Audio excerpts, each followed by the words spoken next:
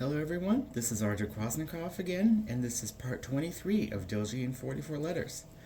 This is the first letter of the second half of the Delzhi alphabet. It's a very useful one. The last video that I posted was a more detailed lesson and kind of like a mini lecture about the different uses of writing and how it can change language and perspectives. And I really like this letter because it represents a lot of different aspects of language and perspective and really cultural thought that you may or may not associate with language and writing and what writing is capable of and what it's not capable of, because there's many things it can't do, and that's why we rely on cultural interpretation in order to accurately convey what a lot of these words and symbols and ideas mean. But before I go into that without much further detail, let's just look at this letter. As I said, this is letter number 23. It's the first part of the second half, and it is incredibly useful because this is equivalent to our English letter N, and that is one of the most common consonants in all of not just the Dena'ina language area, but in many languages in this part of the world. I'm not sure if there is any. I'm sure there's some kind of data out there about the use of different phonetic sounds and how often they are in languages, but I know the letter N shows up a lot in the Americas as a whole. And that's something I would like to look into, kind of like in the future, information on where different individual sounds and letters and how common they are in different parts of the planet. So let's go ahead and look at this letter. Here, see my notebook here, and I'm recording this close to New Year's, and so I've still got my Santa hat and stuff, and the New Year kind of relates to some of the theme of this letter. So this is actually the very perfect time to talk about it. Now this letter, as you can tell from the title, is called Nak, and spelling it in English is N-A-Q, and its symbol is fairly recognizable if people are familiar with the modern state of Alaska. It is the Big Dipper and also the North Star, but it's a very minimalized version of it. It's because the actual Big Dipper is very stretchy and wide. What I did for this letter is I made a kind of a condensed version. So as opposed to this full constellation here that you see, I kind of squished it down so it's a little bit more vertically oriented. And I'm going to go ahead and draw it with my gray dot marker here. So here's the capital letter Nak. And I start with a little arc in the top left, then make a box shape, and then I do a round to represent the North Star here. So as you can see, this isn't the stretched out full version of the constellation, which looks a bit more like that. It's a much more artistic, condensed version that highlights the North Star. And the lowercase version is very simple. It's like a reverse check mark, kind of like that, with one dot. Simple, real easy. Uppercase Nak, lowercase Nak. And the word Nak actually comes from the name of this constellation in Dena'ina cultures, Dena'ina speaking cultures, which is Nakahukezi. And that's kind of a bit of a mouthful to say, and I've written it out here using Delzhi, Nakahukezi. And the translation of that word, the literal translation, is the one that follows over us. And this kind of speaks to this shape, this apparent shape of stars in the sky used as a time device. And time is sort of the inspiration of what this letter represents and what I'd like to talk about. I could just sit here and give you a list of words that the letter Nak begins with, but there's just so many. I mean, it's not that big of a deal to memorize a whole bunch of words. What is a bigger deal to me is concepts, and so concepts like this are what I think has the most value. And so we're going to talk about this use as time. And in different cultures, perceive time differently, and that can be in very subtle ways. The things that we do have in common around the world are atmospheric phenomena. Like, we all have the same sun, the same moon, the same stars, even though we have different perspectives of them at different times. And so we actually have a very limited set of real world data that all these thousands of cultures over the millennia of human history can look at and derive information from and create different sciences alongside different languages, but different ways to calculate things, different ways to count, different ways to measure. And time is one of those things that there are differences between culture to culture. And even amongst people today, you can have different perspectives of time. And because it's such an abstract concept, the way we talk about it depends on our use of language. And without going too much into that, for a quick example, we say we go forwards in time in English. Like, oh, we'll think about going forwards. We'll do that going forwards. But in other languages, that might not happen. Other cultures and languages might say, we're going to go up in time. We're going to go down in time. But those both would generally mean the future, depending on the culture. And so we have that. We have the concept of time encoded in Dena'ina-speaking cultures. And where I am in particular, which is arguably right in the middle of where our tribe is, we sit on like the 60th degree of latitude, almost exactly in the middle here, which is also equivalent to the border between the Canadian territories and the Canadian provinces. So imagine that just a little bit further west. That's kind of where I am right now. So from our perspective, we see this constellation and the North Star Polaris consistently throughout the year. And so for us, and I drew this little guy down here to give you a rough perspective. If I were to go outside and look directly north, of course I would see Polaris. But this time of year, December 30th, the Big Dipper looks a bit like this. It looks a bit like what we see in symbols and on the flag of Alaska and a lot of common places where the Big Dipper shows up.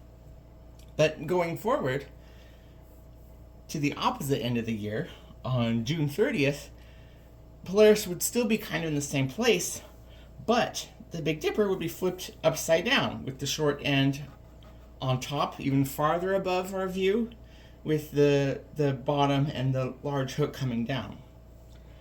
And that is the reason why people in this area historically used this constellation as a kind of a celestial clock.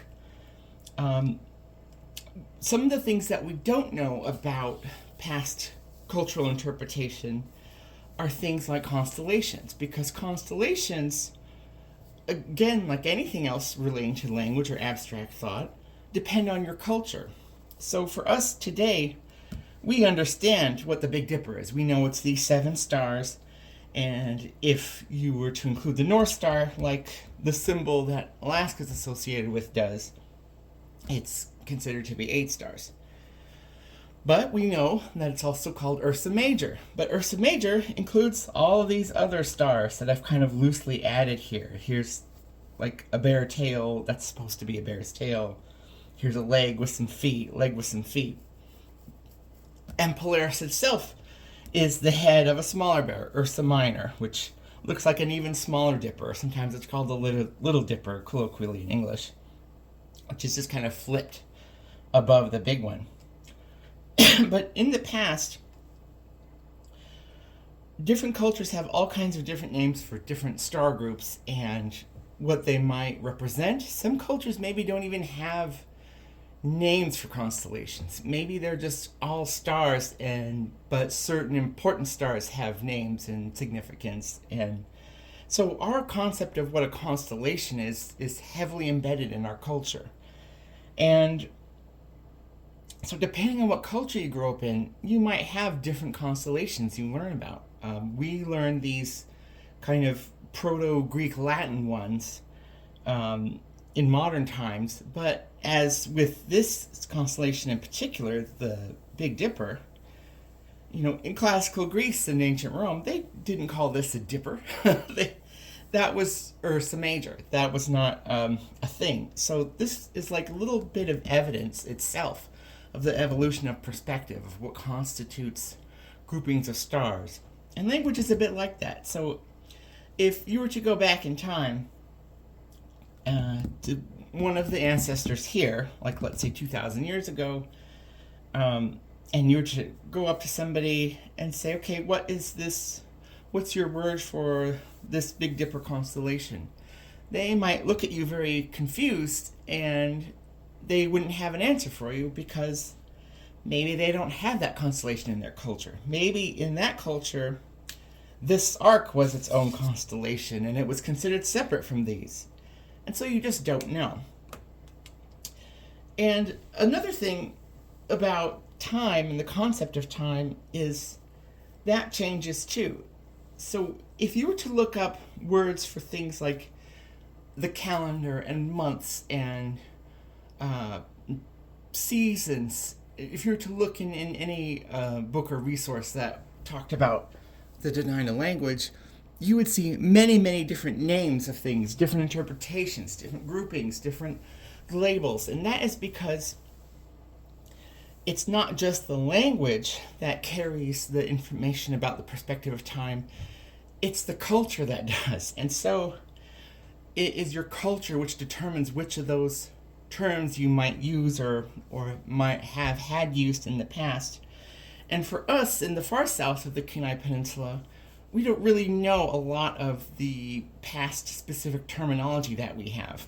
And again, because I'm right here at the 60th degree, our view of the sky is a little bit different than, for example, somebody farther north. There are Dena'ina-speaking people at, I think, 64, 65 latitude. And so they are going to have a slightly different version of the sky to look at.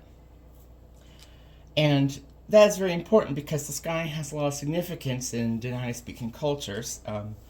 My family, for example, we have a connection to people that used to call themselves the Sky Clan, and that goes into the discussion about how people group and identify themselves, and each different clan and different community could have their own completely different versions of what constitutes constellations, what constitutes sky-related knowledge and information, what constitutes sky-related fiction, stories, mysticism, and so it just depends on who you're talking to. So to go into a dictionary or to listen to a speaker like who works with the university, for example, and they would tell you this means this and this means this, that might only be true for one particular culture of people, one particular point of time, not necessarily true for this whole wider area that shares the features of this common language family. And that's something that I'm inspired by because our area, we haven't had a lot of that information. A lot of that was lost because of really during the colonial period when Russians and other cultures came that were mixed in with them. And so that diffusion and that aggression really led to the loss of a lot of that language.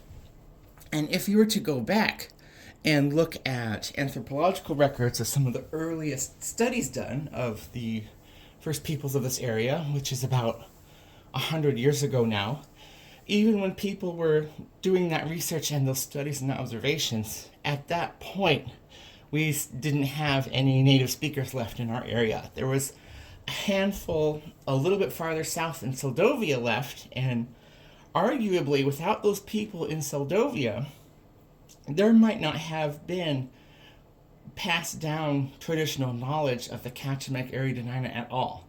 That might have completely been erased with history. And so really, if it wasn't for that little pocket of people in Seldovia, we wouldn't have context for what happened up here in the Ninilchik and what I call Nichił area.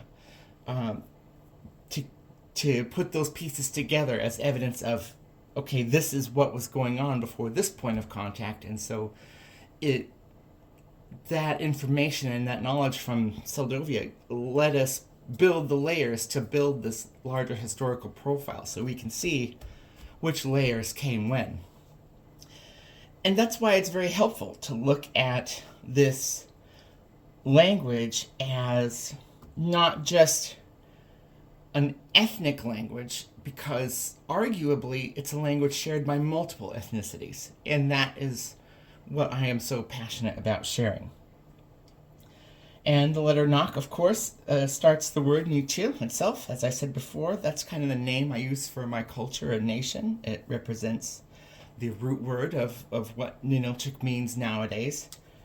That's like the English equivalent of what Niknalchik and Nichił is. And also, as in the word Nakagokezi, na is a useful prefix because it means ours. So when you're talking about this is our thing, you put na in front of it. And that's really all I wanted to talk about. I think there are a couple other things that I think are very important, especially to do with symbology. Like, for example, people associate with the Big Dipper with the state of Alaska, and something that I like to challenge people to think about is to understand that for native cultures, Alaska doesn't exist. It's an arbitrary and abstract concept, as in really any nation or arbitrary bordering of land is. But for us, it doesn't exist culturally.